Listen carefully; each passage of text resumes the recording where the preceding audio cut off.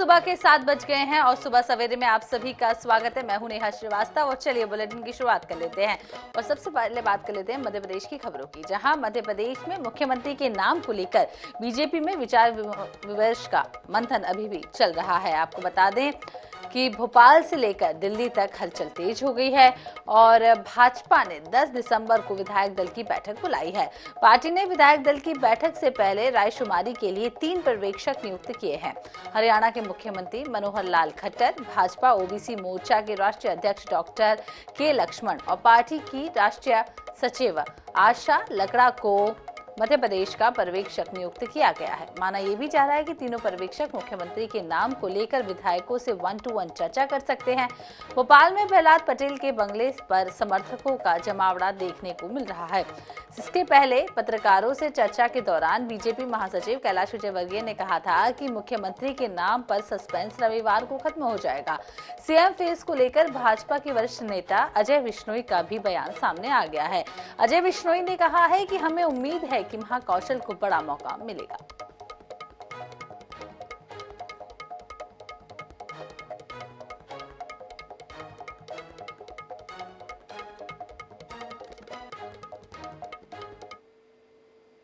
ये मैं कह रहा हूँ ना, इसका जवाब तो आपको 10 तारीख को पता लग जाएगा। अभी मेरे पास बहुत बड़ी जिम्मेदारी है, मैं राष्ट्रीय महामंत्री हूँ।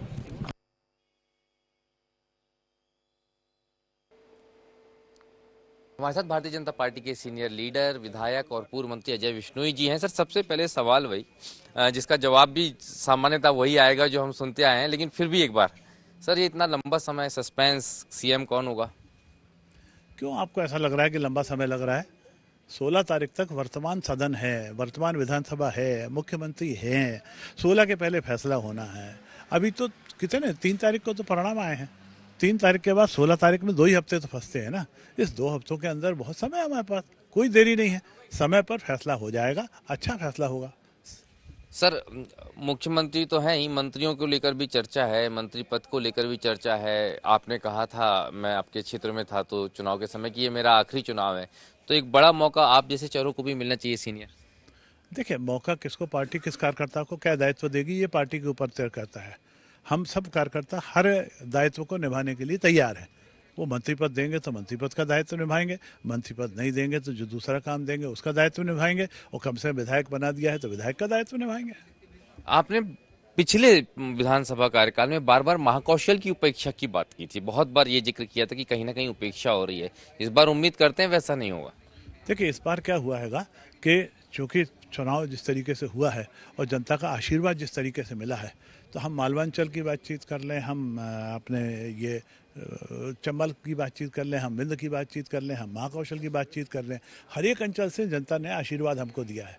और जनता ने आशीर्वाद चूंकि हर एक अंचल से मिला है, तो हर एक अंचल को प्रतिनिधित्व भी मिलेगा और किसी भी अंचल की उपेक्षा नहीं होगी, ऐसा मेरा विश्वास है अपने नेताओं में। सर, महाकौशल को महाआशीर्वाद की भी उम्मीद की जा सकती है। कुछ महाकौशल के ऐसे चेहरे हैं जो सीएम पद की रेस में भी हैं। देखिए, ऐसा हैगा कि सीएम पद की रेस में क्या कोई घोड़े हैं कि जो रेस में है, आप कहते होगे? सर है ना, ये बात तो रेस कहना ही मैं गलत शब्द में मानता हूँ। मैं कहता हूँ अवसर दे सकते हैं। हमको ये खुशी की बात है कि इस कदकाठी के लोग महाकौशल में भी हैं, तो पार्टी नृत्य करेगी ना, नेतृत्व किसको मिलेगा? हमको ये अच्छी तरीके से मालूम है कि इस बार महाकौशल को मजबूत और नेतृत्व करने का अवसर मिलेगा, मुख्यमंत्री के रूप में मिले या मंत्रियों के रूप में मिले। वजनदार मंत्री हमारे बीच में होंगे। आज मैंने विधिवत विधानसभा में अपने विधायक के तौर पर जो कागजी कार्यवाही करनी चाहिए वो मैंने की है। मैं ये मानता हूं कि सदन विधानसभा हो या लोकसभा, उसकी गरिमा और उसका लक्ष्य और उसका संकल्प एक है, वो है देश की और समाज की सेवा करना।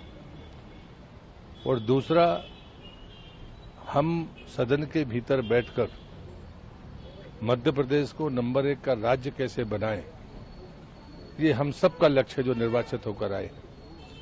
सदन के भीतर सबकी अपनी भूमिकाएं होती है, लेकिन एक बात को जरूर हमें ध्यान में रखना चाहिए कि हमारी मर्यादाएं और परंपराएं, ये लोकतंत्र की बड़ी ताकत है। इधर मुख्यमंत्री शिवराज सिंह चौहान शुक्रवार को राघवगढ़ दौरे पर रहे। इस सीट पर कांग्रेस के कैंडिडेट जयवर्धन सिंह ने जीत दर्ज की है, लेकिन इस बार बीजेपी ने उन्हें कड़ी टक्कर दी और हार जीत का अंतर कम हो गया है। ऐसे में सवाल ये है कि जहां शिवराज का पहुंचना क्या संदेश दे रहा है। शिवराज टटोल रहे लोकसभा का नब्ज। अब दिग्गी के गढ़ में पहुंचे शिवराज। राघवगढ़ में कार्यकर्ताओं का जाना हाल। लोकसभा में इस बार मिशन 29 का लक्ष्य। पहले छिंदवाड़ा, फिर श्योपुर और अब राघवगढ़। सीएम शिवराज लोकसभा के लिए मिशन 29 का नब्ज टटोल रहे हैं या फिर कार्यकर्ताओं में जोश भर रहे हैं। दरअसल शिवराज ये दोनों ही चीजें करते नजर आए। ये रोड शो भी इसी का उदाहरण है। यहाँ मतदाताओं की आभार सभा लेने से पहले शिवराज इस अंदाज में दिखे। मैं मिशन 29 पे निकला। मिशन 29 है लोकसभा के चुनाव में भारतीय जनता पार्टी को मध्य प्रदेश की 29 सीटें जिता के श्रीमान नरेंद्र मोदी जी के गले में 29 कमल की माला डालना है प्रधानमंत्री बनने के लिए। और उसके लिए केवल 29 लोकसभा नहीं, 230 विधानसभा में मोदी जी जीते, इस पे हम कोई कसर नहीं छोड़ेंगे। मैं राघवगढ़ के राघवगढ़ सीट कांग्रेस का गढ़ मानी जाती है। लंबे समय से यहाँ से कांग्रेस ही जीतती आई है। वर्तमान में यहाँ से दिग्विजय सिंह के पुत्र जयवर्धन सिंह विधायक हैं। वे लगातार तीसरी बार इस सीट से चुनाव जीते हैं। हालांकि इस बार भाजपा ने यहाँ जोरदार टक्कर दी। जयवर्धन सिंह यहाँ मात्र 4,505 वोट से चुनाव जीत पाए। भाजपा के हिरेंद्र सिंह ने उन्हें कड़ी टक्कर दी। प्रॉपर राघवगढ़ में भी कांग्रेस 10 पोलिंग हार गई। कि भाजपा में सहयोग नीति चलती है, तो पर्यवेक्षकों को जो सहयोग ज़्यादा करेगा, जो ज़्यादा मीठी चाय पिलाएगा, तो भैया वो मुख्यमंत्री पद का चेहरा कहलाएगा। वैसे अगर शिवराज जी को नकारा है तो ये साबित होता है कि शिवराज जी को नकारने के पीछे ये साबित था कि भ्रष्ट चेहरे हैं, ये असफल मुख्यमंत्री हैं। जो ऐतिहासिक जीत आज भारतीय जनता पार्टी को मिली है इस चुनाव में, उस ऐतिहासिक जीत ये दर्शाती है कि कैसे जनता का अपार प्यार और सम्मान और आशीर्वाद भारतीय जनता पार्टी को मिला है। बस उसी का आभार व्यक्त करने के लिए उनके ये दौरे हैं। कई राजनीतिक विश्लेषक मानते हैं कि शिवराज हारी हुई सीटों पर भले दौरे कर रहे हों, लेकिन इसमें बड़ा संदेश छिपा है। यहाँ बीजेपी कार्यकर्ताओं ने कांग्रेस कैंडिडेट को कड़ी टक्कर दी है। लोकसभा तक इस जोश को हाई करके रखना है ताकि मध्य प्रदेश में बीजेपी लोकसभा की सभी 29 सीटों पर फतह हासिल कर सके। Bureau report, INS 24/7 Bhopal. इधर मध्य प्रदेश विधानसभा चुनाव में हार के बाद कांग्रेस में मंथन का दौर जारी है। एक तरफ जहां बीजेपी में सीएम फेस को लेकर अटकल चल रही है, तो वहीं दूसरी तरफ कांग्रेस में प्रदेश अध्यक्ष और नेता प्रतिपक्ष के पद को लेकर कयासों का बाजार गर्म है। MP में कांग्रेस के अरमानों पर पानी फिरते ही पार्टी में नए प्रदेश अध्यक्ष और नेता प्रतिपक्ष की कयासबाजी शुरू हो गई है। पॉलिटिकल एक्सपर्ट्स की माने तो दोनों पदों पर जातीय समीकरण के आधार पर नए चेहरों की नियुक्ति की संभावना ज्यादा है, क्योंकि 4 महीने बाद लोकसभा चुनाव है। इसी को ध्यान में रखते हुए पार्टी फैसला लेगी।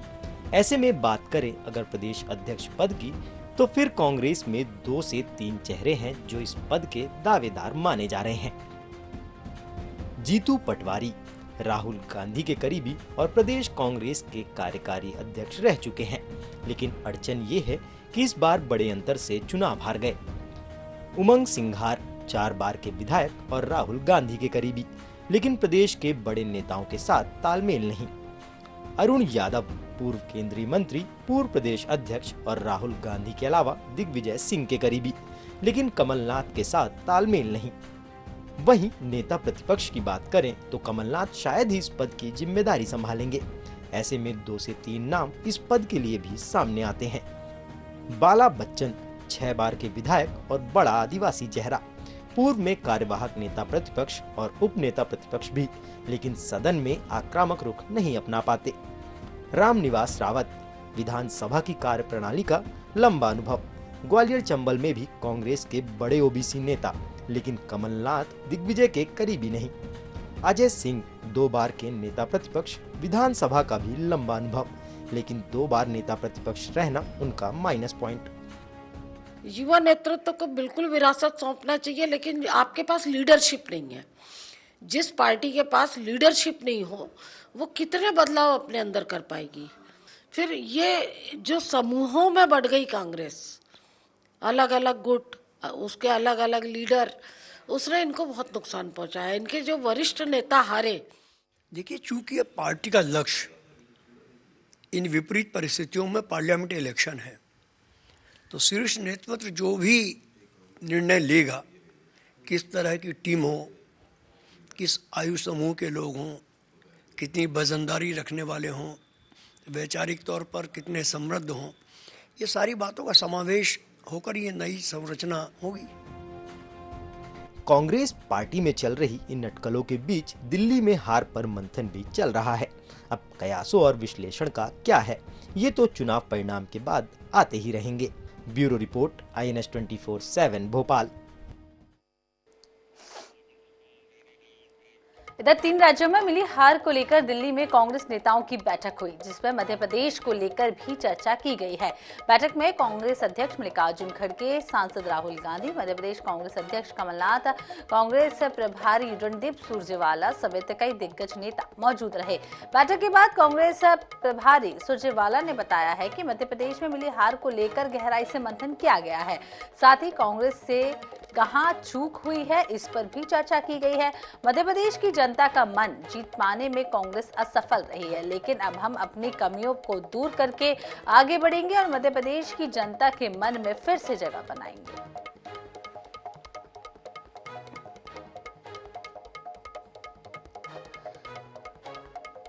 के कारणों पर बड़े खुले मन से चर्चा हुई।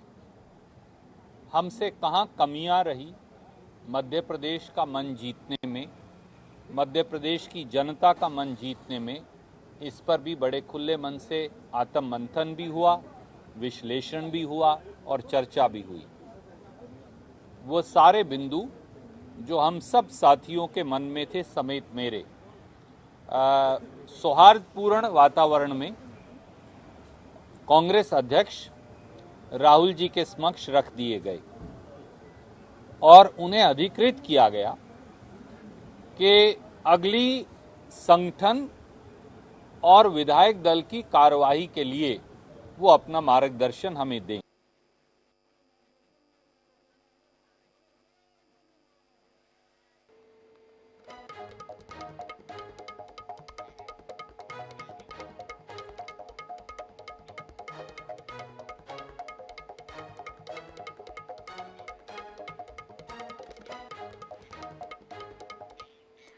इधर मुरैना में बीजेपी प्रत्याशी की हार के बाद एक आभार सभा आयोजित की गई, जिसमें बीजेपी के पूर्व जिला अध्यक्ष केदार सिंह यादव ने अपनी पार्टी के नेताओं और कार्यकर्ताओं को खरी खोटी सुनाई। उन्होंने कहा है कि चुनाव हारने के बाद जो नेता मंच पर बैठते हैं उन्हें डूबकर मर जाना चाहिए।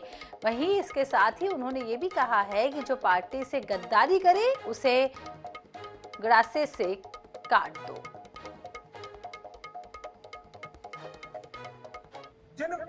जो हमारी वजह से, जो भारतीय जनता पार्टी की वजह से लाल बत्तियों में घूमते थे, ये दावा करते थे कि हमने अस्पताल बना दिया, पुल बना दिए और पाट दिया नाला। मैंने उनसे कहा था कि अपने घरों में इतनी की टाइल लगा ली होगी, एक ईंट लगाई हो तो बता दो। नरेंद्र सिंह जी ने ये कहा था, मैं कह रहा हूं आज, नरेंद्र सिंह जैसे कद्दावर नेता ने ये कही थी मुझसे, मुझे ये बात खोलना नहीं चाहिए बड़े नेता की, लेकिन मेरी आत्मा में नहीं बात आ रही है, मुझे माफ कर दे पार्टी और नरेंद्र सिंह जी। उनने कहा था, केदार सिंह, मन ये करता है कि राजनीति छोड़ दूं, क्या करें, पार्टी चलानी है। मैंने ऐसे चलाने से पार्टी कुछ नहीं होगा।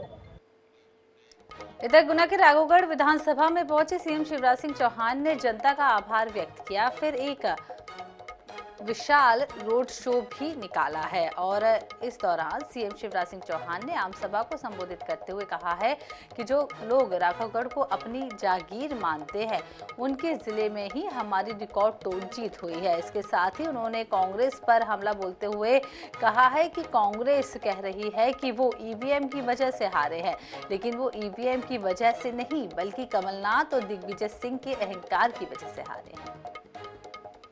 और हमारे मेहमान विधायक कोलारस के भाई महेंद्र सिंह यादव जी कितने से जीते। अब राघवगढ़ को जो अपनी जागीर मानते थे और कई सीटों का जिनने ठेका लिया था कांग्रेस को जिताने का, उनके जिले में 60,000, 66,000, अगल बगल में 51,000।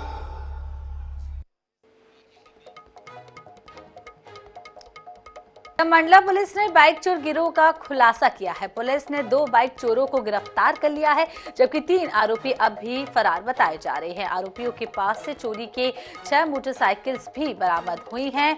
पकड़े गए बदमाशों ने मंडला, महाराजपुर, बालाघाट, अंजनिया, जबलपुर से बाइक चोरी करने की बात कबूल की है। पुलिस फरार 3 आरोपियों की पतासाजी में जुट गई है। देखिए, अभी हमारे यहाँ कुछ वाहन चोरों को पकड़ा गया है। इसमें उनसे कुल 6 टू व्हीलर्स जब्त हुए हैं, जिसमें से 2 टू व्हीलर मंडला थाने की हैं। एक अभी नवरात्रि में चोरी हुई थी, 1 दिसंबर 22 में चोरी हुई, और एक टू व्हीलर महाराजपुर की है, एक टू व्हीलर अंजनिया की है, एक टू व्हीलर बालाघाट की है और एक टू व्हीलर गाड़ी बरेला जिला जबलपुर की है। इस प्रकार कुल 6 गाड़ियां बरामद। इधर झाबुआ जिले के मेघनगर रेलवे स्टेशन का पश्चिम रेलवे महाप्रबंधन अरुण मिश्र ने निरीक्षण किया है। इस दौरान रेलवे स्टेशन पर हो रही असुविधाओं को लेकर क्षेत्रीय विधायक और लोगों ने आवेदन सौंपा है। यात्रियों ने रेलवे स्टेशन पर हो रही परेशानी से रेलवे महाप्रबंधन को अवगत करा दिया है। साथ ही ट्रेनों की स्टॉपेज और टिकट काउंटर बढ़ाने की मांग की है। बता दें कि 2023 में मेघनगर रेलवे स्टेशन को अमृत भारत योजना के तहत जोड़ा गया है।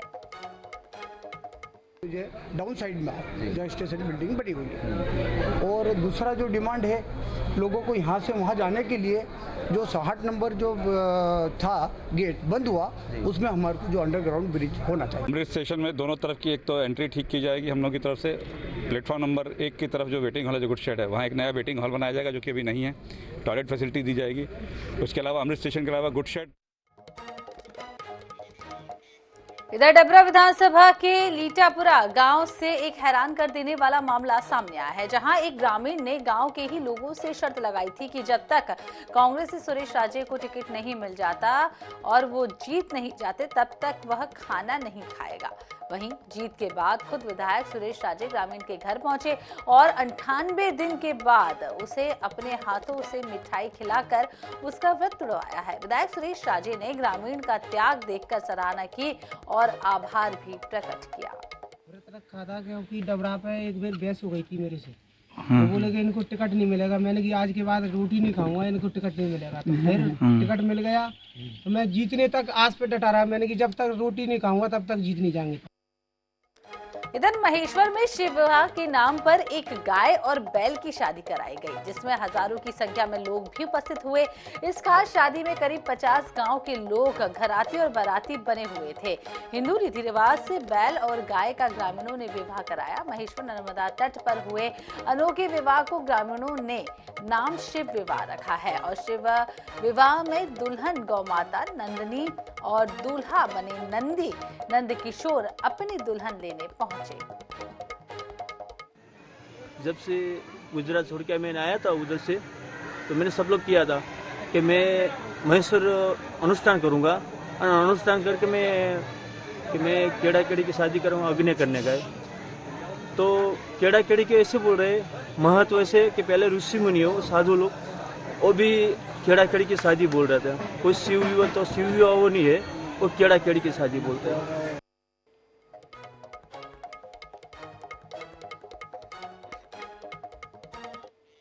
रुकते एक छोटे से ब्रेक के लिए और ब्रेक के बाद जल्द हाजिर।